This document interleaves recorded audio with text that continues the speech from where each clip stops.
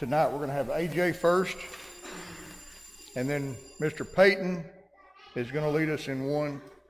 And then, if you will, grab the songbook, 909, invitation song 909. And Josh is going to lead us in that invitation song. So let's give our full attention to Mr. AJ and Mr. Peyton.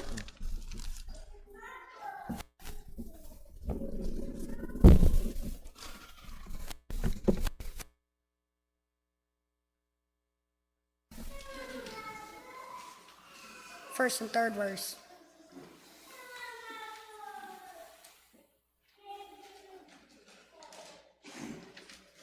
Zion's call is the rings of land and sea, ring of realms above, while the light from the throne shines for you and me. Let us listen to the call of love.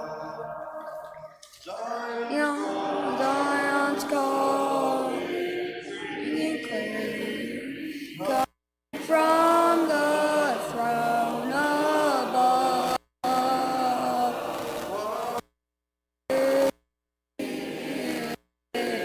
Ringing clearly, ringing, let us listen to the call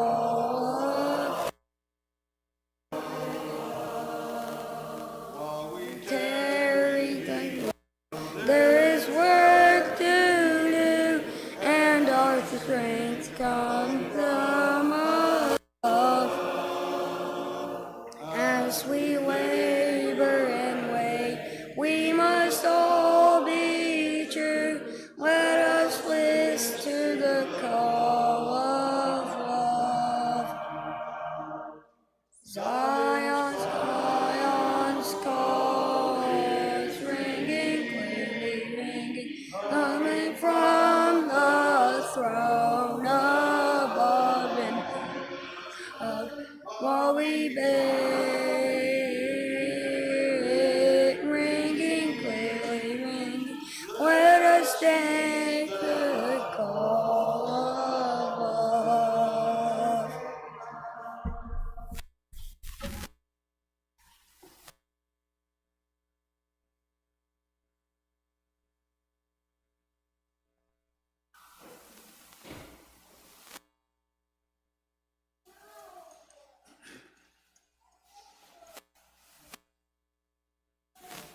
We're going to sing Jesus Loves Me. Let's sing. Jesus loves me, this I know, for the Bible tells me so. Little ones to him belong. They are weak, but he is strong. Yes, Jesus loves me. Yes, Jesus loves me. Yes, Jesus loves me. The Bible tells me so. Good job, buddy.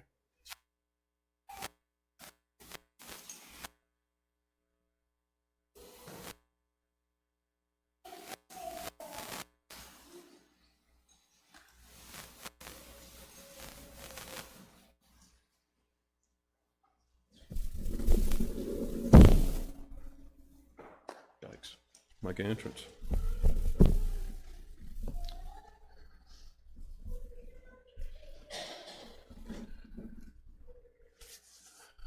It's good to be back with y'all. Shell and I have been away with a new grandbaby. In fact, I've got slides I'll show you here. No, I thought about it. I decided it's not the time, but it is good to be back. I want to talk to you about focus tonight. In 1990, I believe it was June of 1990, NASA completed a project. It was one of the biggest, most beneficial, I guess, scientifically speaking, projects that they'd ever undertaken. It was to launch and to get into orbit the Hubble telescope. Now, Hubble's been replaced recently by another telescope I don't recall the name of, But at the time, it was one of their greatest achievements, partly because it got the telescope outside of the Earth's atmosphere, which is a big hindrance to any of those deep space type telescopes, because you got to get through all the air and the dust and all the junk that's in our atmosphere. The telescope cost about $2.5 billion to build. And then in the few years following that, they spent another $11 billion on it for repairs and maintenance and those kind of things. But you can imagine that they spent, I think it was about 10 years building the thing, and all that money. They were pretty excited when the time comes to turn the monitor on and the first pictures come in. And the first pictures come in. Any of you who've got kids, particularly maybe a 3-year-old that likes peanut butter and jelly, maybe ate it in the back seat and then stuck their face on the window? That's kind of what the first pictures from this telescope looked like, because it was out of focus. But the interesting part to me about that was, one, that they had to replace the main mirror in it, which was a huge undertaking. But it was the amount of focusing that had to be done. It was 2 microns. Now, I had to look up and see what that was, because I don't know what a micron is. But 2 microns is a tiny fraction of the thickness of a human hair. So it's little bitty, you can't even see it. But that's all the amount of focusing that this telescope needed to be good. But seriously, the first picture, the prime example that I could find anywhere on the internet, it really did look bad. It looked like smudge. And you think, oh man, we spent all this time, all this money on this thing, and it's out of focus. Of course, in the time after that, it took about a year or so, they replaced the main mirror in the telescope and brought it into perfect focus. And it gave us some of the most amazing pictures that man has ever seen. In fact, it was things that man had never seen to that point. And it continues even today. They still use it some, even though it's been replaced by something else, by another telescope. But that idea of focus, the telescope was just barely out of focus, and it made a huge difference. It basically made it useless in the condition it was in. But I was thinking about, how could that apply to us? How much out of focus do we have to be in danger? You look at some Bible characters. Think of some that you can think of that lost their focus. Of course, right off the bat, Eve. First thing, she lost her focus. I mean, Adam and Eve didn't have a whole lot of law to follow, right? And she blew it. And then shortly after that, Noah. Amazing feat of architecture and construction, building the ark. Of course, he had God's help in that, but just incredible. 120 years worth of building. And then one of the first things he does after they get back to dry land, gets drunk, and the whole episode there, lost his focus. Abraham lied at least twice to God, not just to anybody, but to God at least twice, lost his focus because he was impatient. Lot lost his focus, thinking about his business side of his life more than his religious and godly side of his life. Moses. Remember, there's 2 occasions when Moses was told to bring water from the rock. First time, he's supposed to hit it. He did. Second time, he's supposed to talk to it. And what does he do? He lost his focus because he got aggravated with that bunch of heathens he was leading across the desert, right? And he hit the rock again. Cost him a trip to the promised land. Samson, enough said, Delilah. Saul, impatient. He wanted to be popular. Think about 1 Samuel 15. And how he wanted to satisfy the people rather than fulfill the commands of God. David let his desires rule over him. You know what that happened? What trouble it caused him. And then I think a great example of both in focus and out of focus is Peter when he was walking on the water. When he's in focus, he's doing something that only one other person that we know of did. And then he lost his focus just for a second. Just had to take his eyes off of Jesus. And it nearly cost him his life. But then, too, we've got examples of people that kept their focus. Think of Enoch. We don't know a whole lot about him. There's only a couple of verses that even mention Enoch. But he is said to have walked with God. And God took him. He didn't even have to go through the death process that the rest of us have to do. Joseph, fantastic example of a man who stayed focused. I don't think there's anything negative written about Joseph. He always focused on what God wanted. And then, of course, Jesus. And by the way, anytime anybody asks you a Bible question, the answers start with Jesus and then go from there, because that's probably the right answer. But Jesus is a great example of focus. He never failed to do what was right. But what about us? How do we stay in focus? Well, I think about Psalm 119. If you look at that passage, and we're not going to look at it tonight because 5 minutes, remember. That long passage, I think verses in there that don't mention something about God's word. So first thing is, let God speak to us. We've got to let him speak to us so that we can maintain that focus.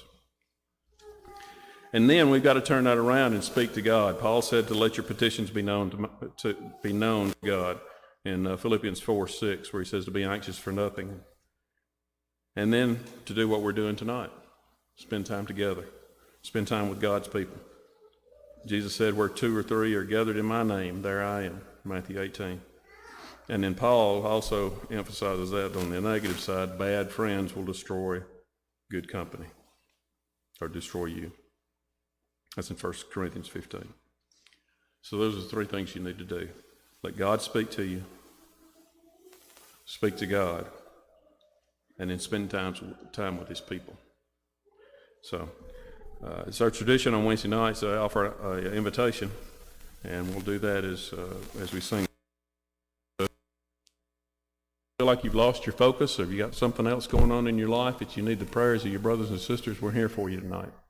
If you'll let your need be known while we stand and sing.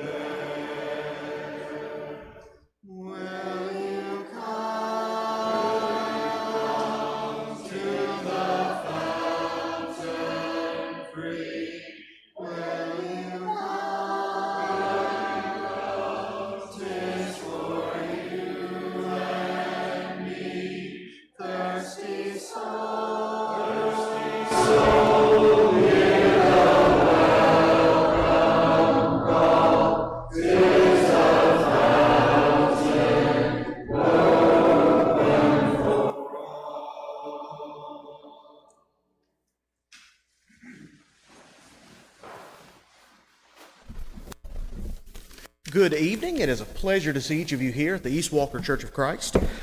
We have a few announcements to make known. First of all, we want to give a thanks to those who helped cook and decorate for the fish. So were the leftover home, and I didn't let the kids get them.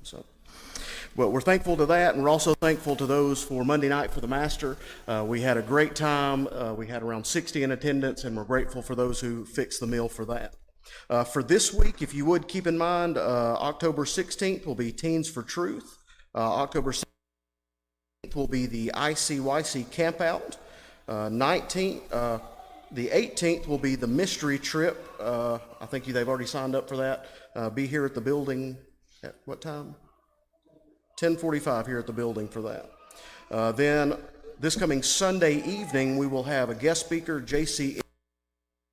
21st Century Global Missions will be coming to speak to us. October 25th will be the Ladies' Day at Child Haven. And then, not this coming Sunday, but next, October 26th, will be the Trunk or Treat for the evening service. So make sure you plan on being here, bringing your car. We'll decorate and have things set up for all of the kids to get some candy. Any other announcements that we need to make known or make mention of? Yes, sir.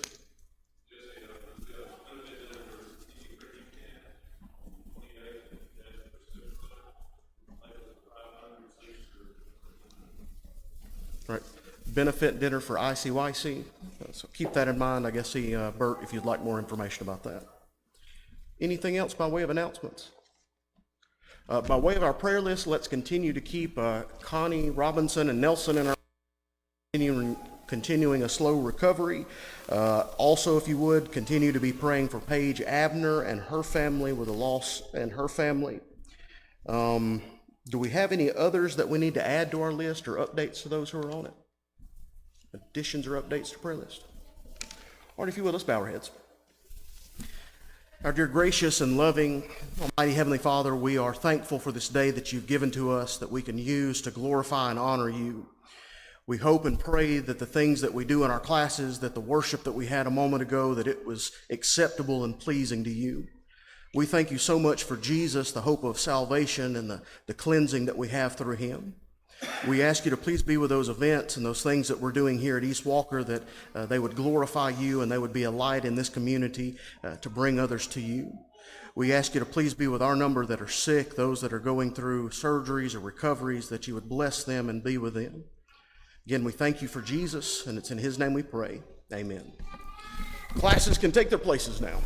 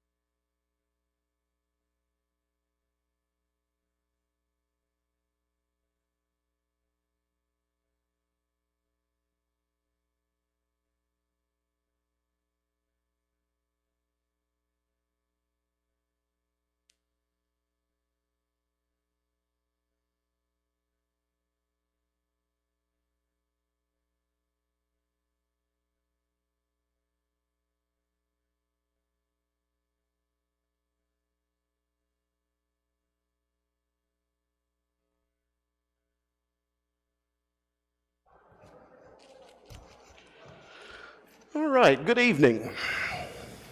We are in the book of Joshua. We are continuing our study here. We are going to pick up around chapter 9. I know we got a little bit past that, but we're going to back up and then start our way forward again.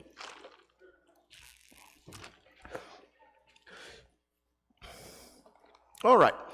In Joshua chapter 9, we have, again, they have conquered Jericho, they've conquered Ai and Bethel. They've made this treaty with the Gibeonites in chapter 9.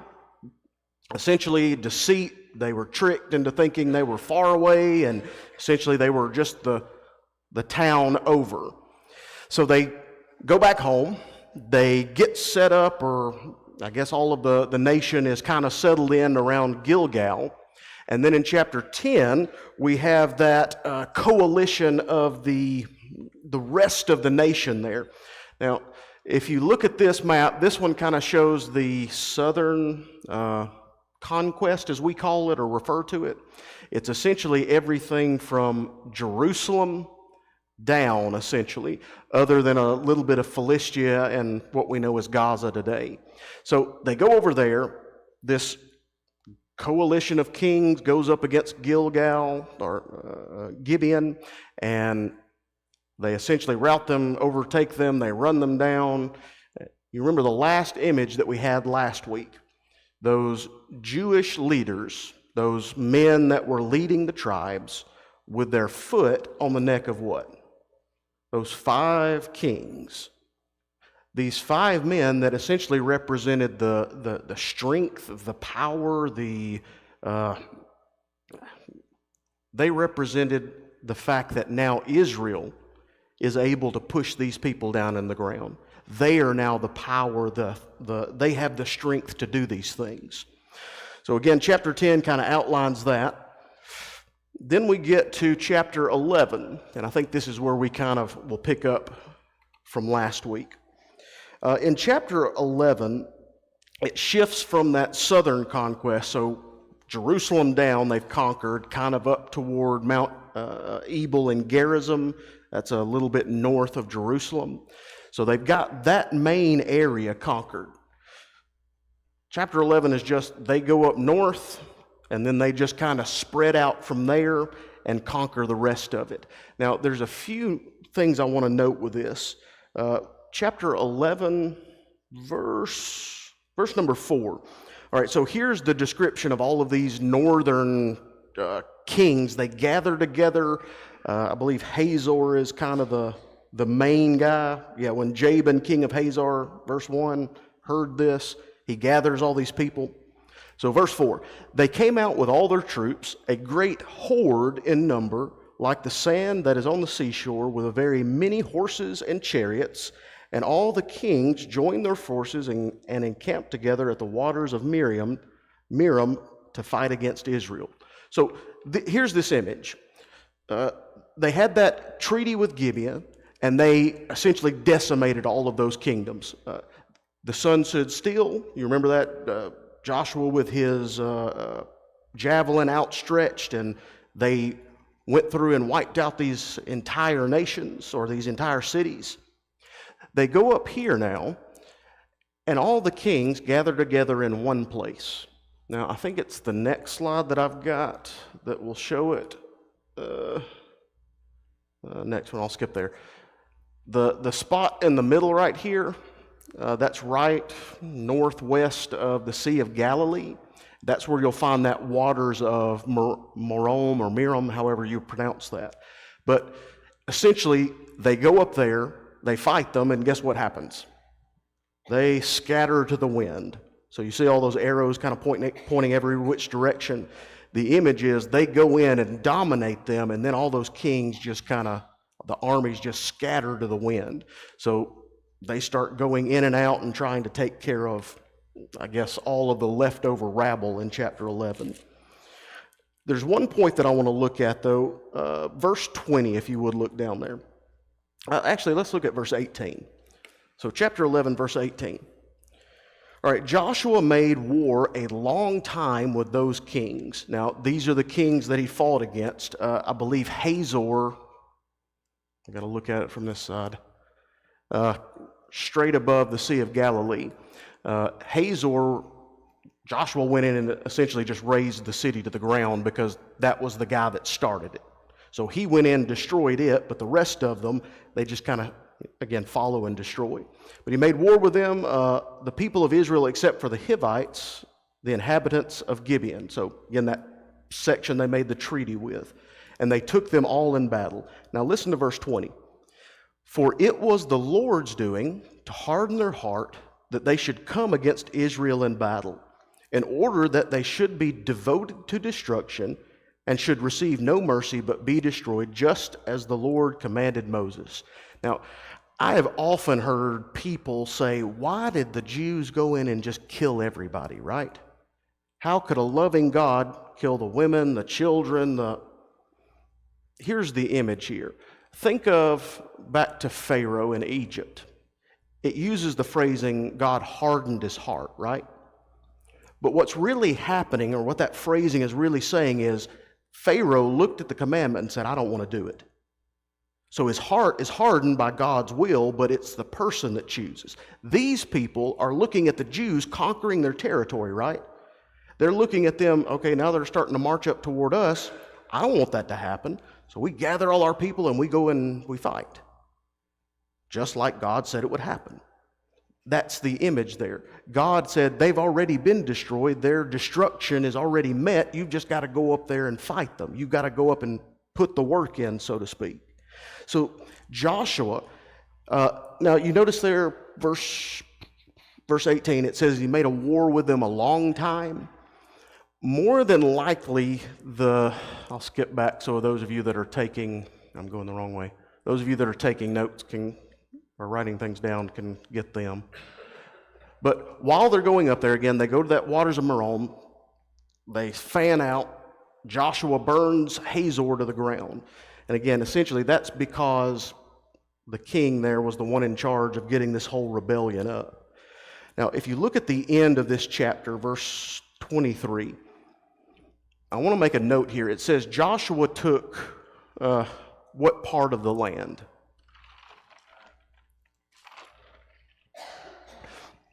The entire thing, all of it. So the understanding is, what has Joshua, there's no way to say this, but he got all of it, right? There's no way to twist this and say he didn't get part of it. Now, the next chapter over, verse 13, our chapter 13 starts with here's the things left to be done or left to be conquered. But the image is what they've already taken, all right? They've taken it in its entirety. Now, there's still some pockets of resistance. There's still a few peoples that they'll mention throughout the next few chapters. It'll be like this tribe overlooked these people or they failed to drive them out. The point is, they are the force in this area. Nothing can stand against them, right? It's theirs. Again, some people try to call this section a contradiction because, again, chapter 13 says they don't have it all yet. But the image is they're taking it in chunks. And the chunks they've got it in its entirety. All right, on to chapter 12 then. Chapter 12 is kind of a summary chapter. It essentially, the first half of the chapter just compresses down chapters 9 and 10 and says, here's the outline. Here's all the people that they defeated. Same thing with the second half of it. It's essentially just Joshua's fighting and Moses is fighting. So if you look at chapter 12, you can really say this is what they accomplished together. Moses and Joshua, through their leading the people, through God's choosing them and helping them be the leaders, they got these people from Egypt, wandering in the wilderness, then through conquering dozens of different nations and city-states in order to fulfill this command given by God. These people are exactly where God wants them to be at this moment. Right? But then we get into chapter 13. All right, now remember, he's already said it's been a long time. They fought with those kings for a while. The southern campaign probably took anywhere from 5 to 7 years. Caleb gives us a little bit of timeline with that because later on he'll say I was 85, and that gives us a 5-year time frame. But the point is, anywhere from 10 to 14 years has gone by since they've conquered all this. And you remember when they came in, you have them down here kind of where this pink dot is on this side. That's where Reuben is. They come up that way. They've crossed over into Jordan. They've gotten most of this land and a little bit, kind of, well, not a little bit, but kind of a big circle around Jerusalem. So they're there. And here's what God says. Now notice the first part of verse 13. Now Joshua was old and what? He was old and he was feeble, is the understanding. Advanced in years. He was past his prime. And the Lord said to him, what? You're old and stricken, past your prime. But there's still so much to be done. Have you ever felt that way? Man, look at me, I've lived my life, or look at how much life is behind me, and there's so much left to be done, right? There's so much left that I want to do for others or do for God. So, God says there yet remains much land to possess. Now, verse 2, this is the land that yet remains. Verses 2 down through verse 7 is essentially, here's what you got to get. And it boils down to this. Let's go back one, I think. Nope. Okay, we'll just guesstimate. So again, they've got all the land west of the Jordan. There is a strip kind of right here that they haven't collected yet, along with what we know as the Gaza Strip. That would be where the Philistines lived. And then kind of this area up here, they haven't completely controlled yet. So those are the three areas, essentially, God says to Joshua, okay, Joshua, you're old. You're past the ability where you can go out and fight, but there's still work that needs to be done. So now look at verse 7. Now, therefore, divide this land for an inheritance to the 9.5 tribes, or the 9 tribes and half of Manasseh. So his thought is, all this land that you've taken, that northern or that southern campaign, that northern campaign, and all the land he's just described. So, all of this east of Jordan, he's saying, go figure it out and then divide it up amongst yourselves. Now, verses 8 through 12, I believe it is.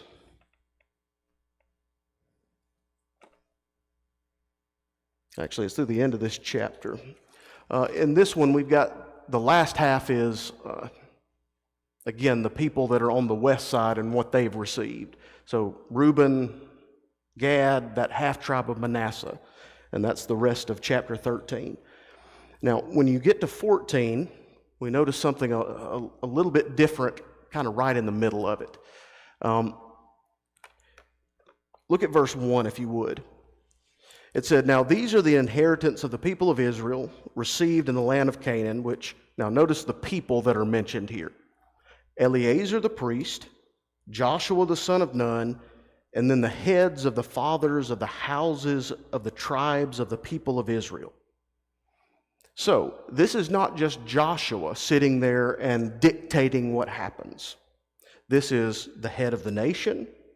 This is Eleazar the priest, which would be the spiritual side of the nation, connected with these heads of the tribes. Those would be the men that went up and put their neck on the back of those kings' head. They gather, and Joshua is essentially going to repeat to them what God told him. Notice verse 2. Their inheritance was by this lot, just as the Lord had commanded by the hand of Moses for the 9½ tribes.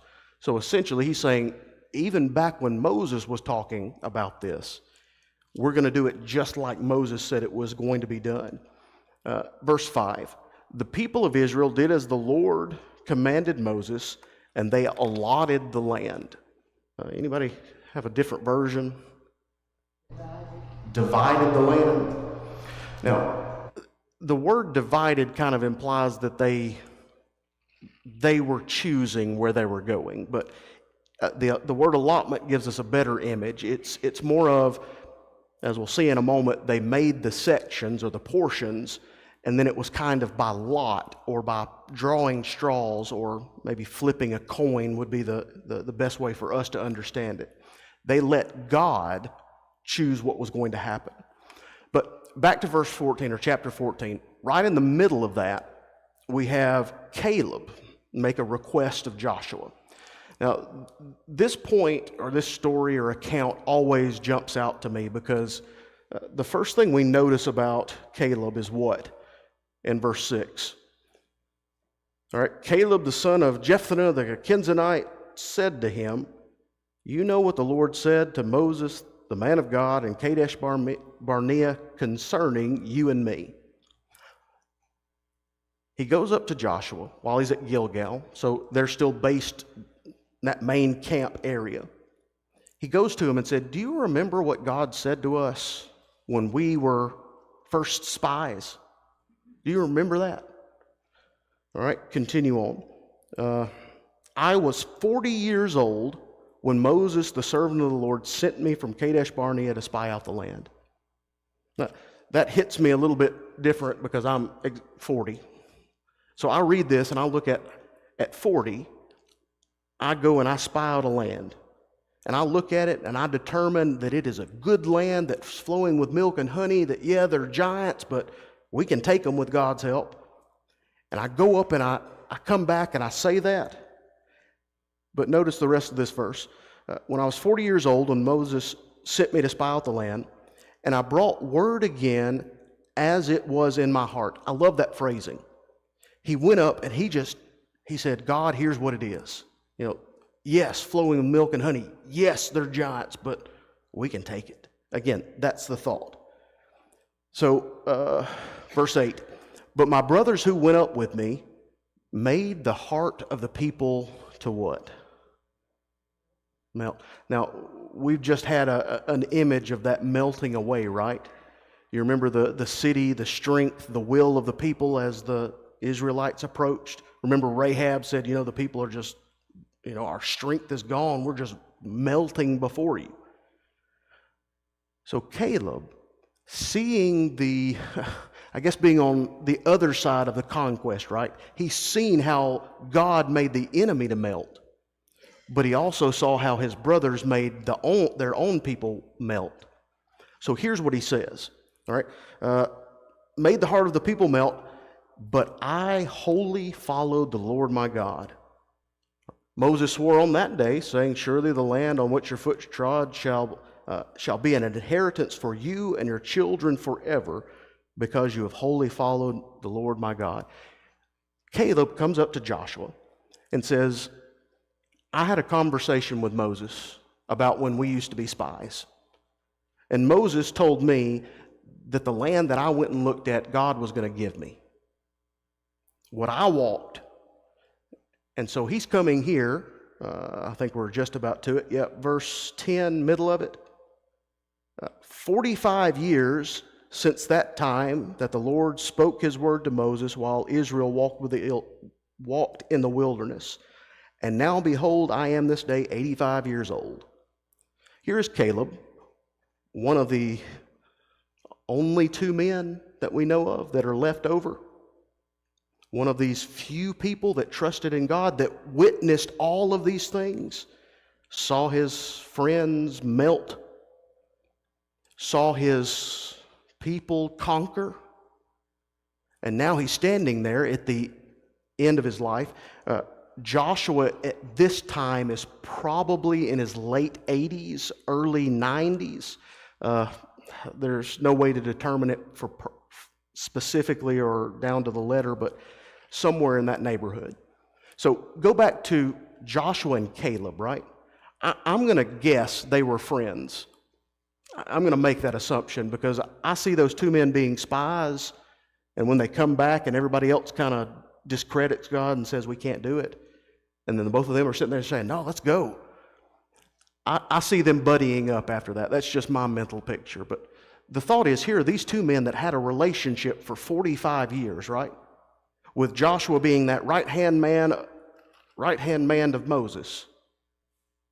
With Caleb being that spy, probably being a leader in battle, probably being some kind of captain or leader of men. Again, just assuming here, since he was one of the faithful to God.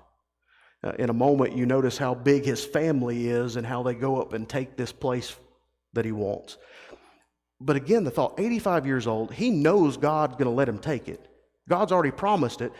So he's like, okay, now I'm 45 years old. Verse 11, "I am still as strong today as I was in the day that Moses sent me. My strength now is as my strength was then, for war and for going out and coming in. He says, not just normal everyday life, right? It's not like I can just get up and, go work. But he says, I can go and fight too. So he says, let me go and take that land. Let me go and have that hill of the Anakim. Essentially, that's just a word for giants, or the large ones, or the big people. It's the image of, let me go and take care of those people that everybody was so scared of. I love that, right? 45 years, do you think he ever thought about that from time to time? Do you ever think he thought about, man, I walked that, I saw those tall people, I know I could have killed them. I know my family, I know our people, we could overcome them. And then for 40 years, every night he lays his head down, we shouldn't be here. I want to be home. I want to be in the land promised to me, right? You get the imagery there for us. We have a battle to fight. We're wandering in the wilderness, but we've got a promised home that's waiting for us, and we know we can get there. And so even at the end of life, even at 85 years, even when we are like a step away from our life being over, what do? Our mind is, God, let me go up and fight. God, put a sword in my hand and let me go do what I can do. Now, notice what Joshua does. Joshua blessed him and gave him Hebron, or gave Hebron to Caleb. Hebron's kind of the center of the area that he's talking about. So Joshua, again, in my mind, I see them as friends. Joshua's probably heard Caleb complain about this from time to time. Any of you ever complain about something that you didn't do in your past that you wish you'd done? And maybe from time to time it'll pop in your head and you'll be like, man, I wish maybe I could have just been more forceful, or maybe if I'd talked up louder. Or again, he said, I've wholly followed God, right? So my mind says occasionally he's going to get mad and say, I don't want to wander anymore. I want to go home. So there he sits in his new home that everybody said they couldn't take. Now, very quickly, I want you to skip over next chapter 15, I believe it's verse 13. Yeah, I'll put it up there. 13 through 19. Skip ahead, and it gives us, essentially, this is Caleb's fighting here. Now, look at verse 14. Caleb drove out from there the three sons of Anak, however you want to pronounce their name. Verse 15, and he went up there against the inhabitants of Debir. Now, the name of Debir was formerly Kiriath Sepher. And Caleb said, whoever strikes Caleb Sepher and captures it, I'll give him my daughter. Now, this is neat to me because he's so zealous, he's even doing what? Here's the prize for the man that helps me accomplish my task. My thought is, he's motivating his people, right? Do you think Caleb was a leader during this time? I think he would have to be, right? I think he would have to be looked up to by a lot of these younger Jews. There's Caleb. There's a man that was in Egypt. There's a man that was wandered all around. So I look at this, and he's offering this. He's getting his people zealous to take this, to accomplish the task there. He wants them to have the same mindset as him. I don't understand this, I guess the process for this. I don't think I'd put any of my kids up for a reward for any deed. Different time. Essentially what he was saying is, the man that shows himself to be a fighter, a warrior for God's cause, I'm going to give him the most precious thing I've got. That's how I see this. So they go up and take it, and the daughter's given, and the daughter even requests a certain stream to be connected with their land, so she gains out of this as well.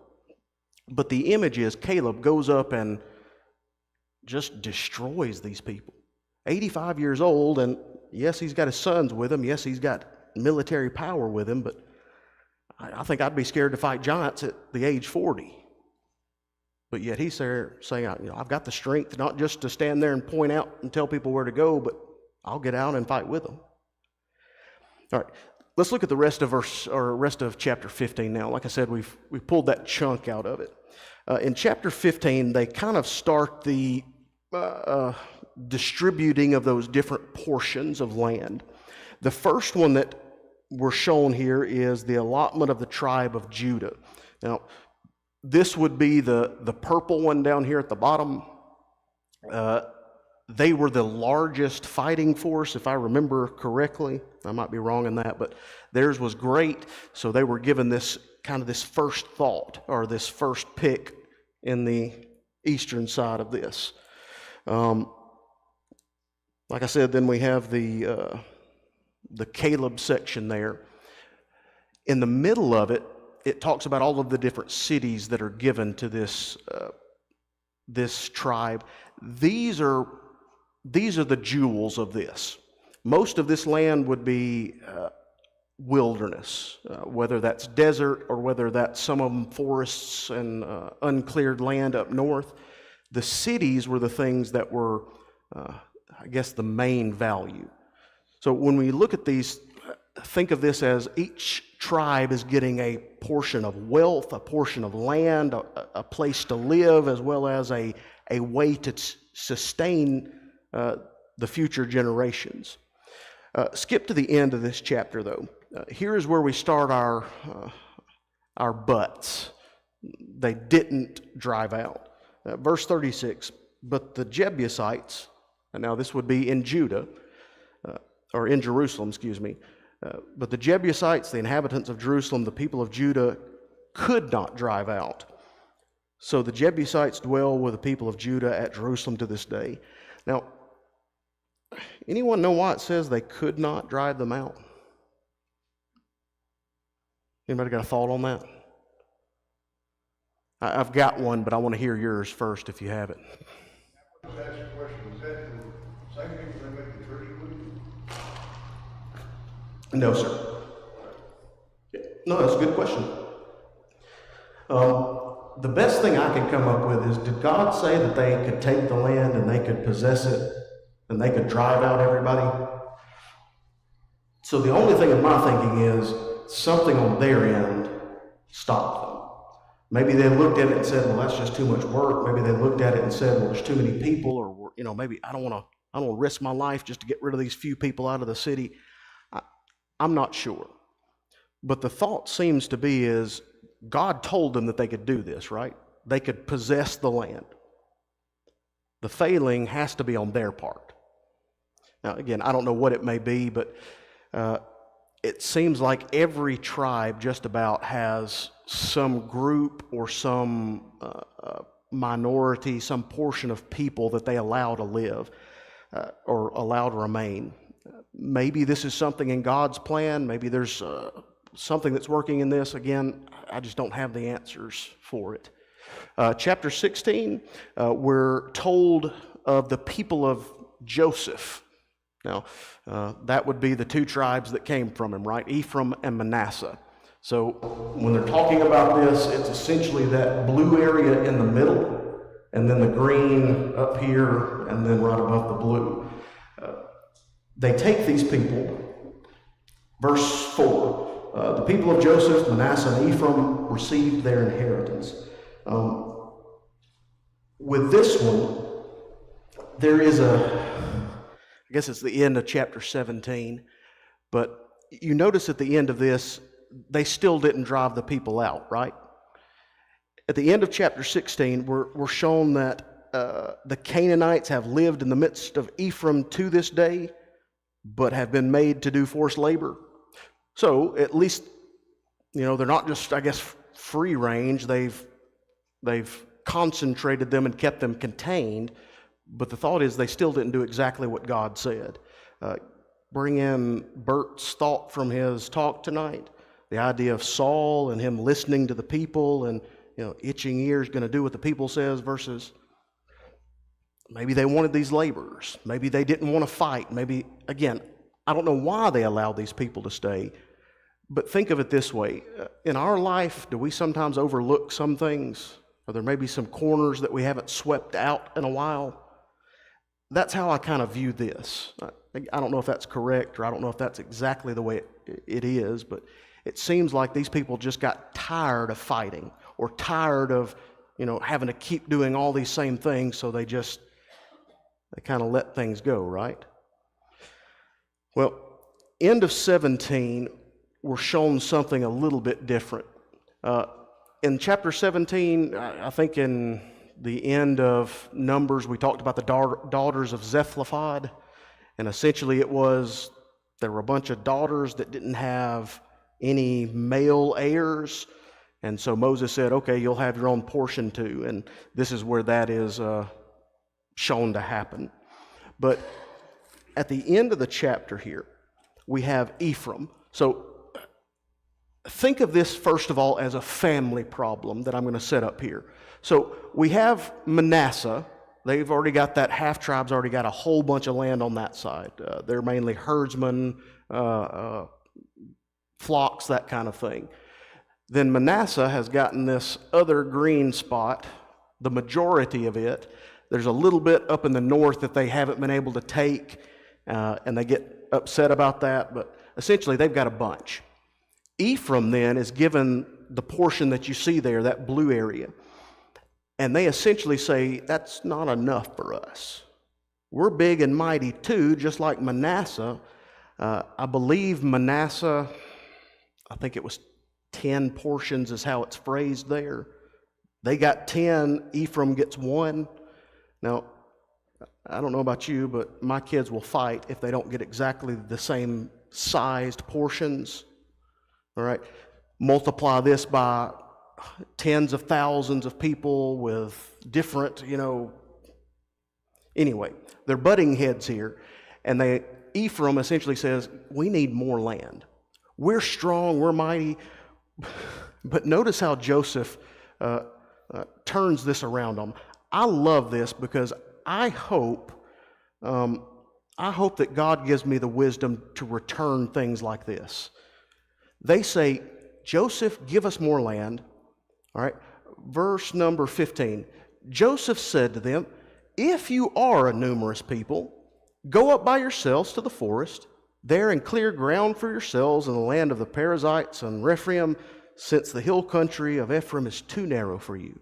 He says, okay, I believe you. You've got a lot of people, so go and do it. Here's the land, here's the forest, go and clear it and you can have it. He doesn't say no. He doesn't get mad at them for asking for more, right? I mean, it's understandable. Ephraim got all this, but he says, you can go up and do it yourself. Now notice what they say, verse 16.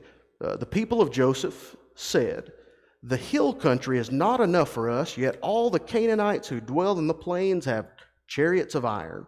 And then they go on with that for a second about how they're so strong and they're so mighty. But then verse 17, then Joshua said to them, you are a numerous people and have great power. You shall not have one allotment only, but the hill country shall be yours. For though it is a forest, you'll clear it and possess it to its farthest borders. For you shall drive out the Canaanites, though they have chariots of iron, and they are very strong. Essentially what he does is he says, okay, you got to go do it, though. Now, think about that for a second. Was Ephraim given enough? Did they have enough land? Did they have enough possessions? Who gave them all of this to begin with, remember? They're only able to conquer this and overcome because of the power of God. Remember that Red Sea that parted, the Jordan River, the walls at Jericho, Ai, the sun standing still, all of these things, and yet these people are still people, right? They're still like you and me, and we still look at situations and you say, his cookie's bigger than my cookie. But God says, okay, Joshua, okay, you're right, you're big, you do have a lot of people, you've got a great big family, but God will let you take it, but you've got to go and do it. And I think that's something for us to realize too. Has God given us enough to sustain us in this life? Absolutely. Is it wrong for us to say, God, can I have that too? God, can you give me this? I don't think so, as long as we're willing to work for it, right? As long as we're willing to put in the effort and the understanding and the knowledge or whatever's required. Joshua takes this negative thing from Ephraim, give us more, and he turns it into a positive. Okay, go out and do it. So maybe that's how we could look at ourselves. God, there's something I need in my life. God, there's some blessing that I'm searching for. Maybe I need to take the step or do the action or put myself in the position where God says it is, right? Can I do all things through Christ who strengtheneth me? Everybody shake your head yes. Now, is that because of me? My strength? Absolutely not. I keep hearing the thought of, when I am weak, or he's strong when I'm weak. How's the phrasing go, or the statement? When I'm weak, he's strong. Anyway, you get the thought. For me, the image is, I know I'm weak. I know that I fail. I know that I'm going to face battles where that giant is huge. But I can keep doing what God says, and I can overcome it. Like Caleb, maybe it'll be at the end of my life, and I'm looking at that hill saying, God said I could take it. Now's the time. That's the thought with all of these allotments of land. Yes, there's still issues. Yes, there's still problems. Yes, these are still people, and they mess up. But God is faithful. God is loving and gracious, and He's willing to help them or give them what they ask, but He's going to require something on their part, some action or some work, them putting in the effort. If you look at chapter 18, we go into the thought of Judah has gotten their land, the ones on the western side, so Reuben, Gad, Manasseh, and then Manasseh and Ephraim have gotten theirs. So there are, I think it's seven tribes that still don't have theirs yet. Verse 2. There remained among the people of Israel 7 tribes whose inheritance have not yet been appointed. Essentially, that's all these little ones. That's all the ones kind of there at the top, and then the ones that are kind of mished in there right under Ephraim. These men, this nation, they've been there for about, again, 14 years. They've done a lot of fighting. They've conquered a lot of territory, but over half of them still don't have what they were promised. I want you to think about it as us in this room. Most of us are I'll put us in the older half of the congregation, right? Most of us have fought a lot of the battles we're going to fight. Most of us have, gathered in the stuff from this life that we're going to gather in. So what are we going to do with it now? Are we going to give it out? Are we going to help people? Are we going to use what we've been given to the glory of God? Or these people didn't have what they needed. So God, through Joshua, says, enough's enough. Now it's time for us to make sure that these people get theirs, their portion, their blessings as well. I think sometimes we have and again, it's human nature, this me mentality. Where's mine? Where's my happiness? Where's my joy? Where's this? And in a large part, I don't think there's anything wrong with that, because we should be trying to make ourselves happy or gathering the things that make us closer to God. But I think a lot of the time giving does that, doesn't it? A lot of the time taking something that I've had and I've worked for and I know the value of it, and I give it to somebody who needs it. I think that's uplifting a whole lot more. So here's God, the Almighty, and He's given these people all they have, and they're still just asking for a little bit more, right? And then Joshua has this statement or this thought: let's stop waiting. Our brothers need help. Let's go up and take this land. All right, we'll pick up with 18 then next week. Any thoughts or comments? Yes, sir. There's still teachers.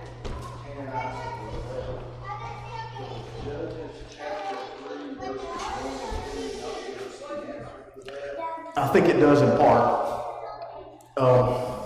We'll pick up with that thought next week. Is that okay if we start off with that? Yeah. Judges kind of overlap some with this in giving us the intent and the understanding of what's happening, but yes. All right, we'll pick up there then with it next week. Thank you for your time and attention.